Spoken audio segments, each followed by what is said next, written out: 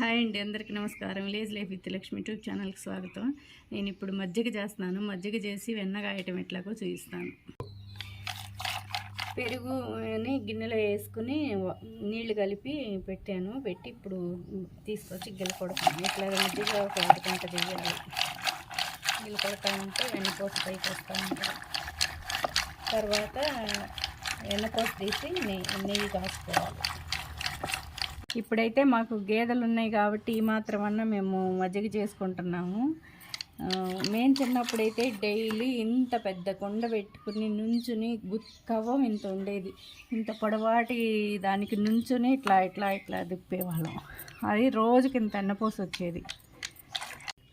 ఈ మజ్జిగ చేయటం అనేది అసలు నుంచుని చేయటం అనేది బాగా ఎక్సర్సైజు.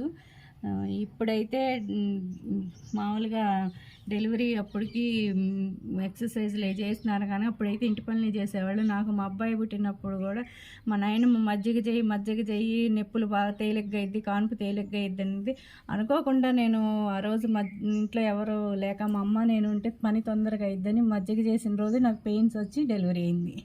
అయితే అరగంట తిప్పినాక నాకు వెన్నపోస పడింది. ఇలా అంతా గుత్తి దగ్గరికి వస్తే పడ్డట్టేనా అయిపోయినట్టు. కింద మాత్రం ఏముండదు. ఇప్పుడు వాటర్ పోసుకుని కొంచెం ఇట్లా చుట్టూ అనుకుని, ఈ చెయ్యి కూడా తడిగా ఉంటుంది కాబట్టి కవ్వంది తీసుకుని వెన్నపోస తీసుకోవాలి. ఇట్లా పెద్ద కవ్వాలు అయితే ఇట్లా ఇట్లా అనేవాళ్ళం చిన్నప్పుడు.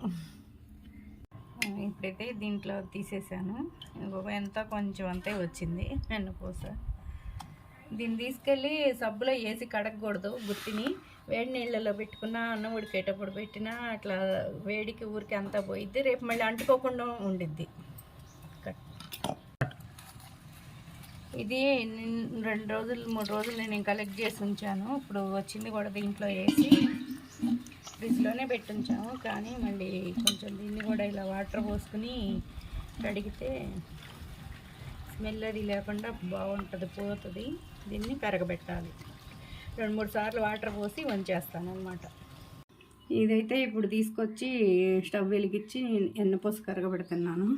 ఇది ఈ ఎన్నపోస చేయని అయితే చిన్నపిల్లలు ఉంటే పిలిచి మరి కాళ్ళకి చేతులకి రాసేవాళ్ళు అన్నమాట.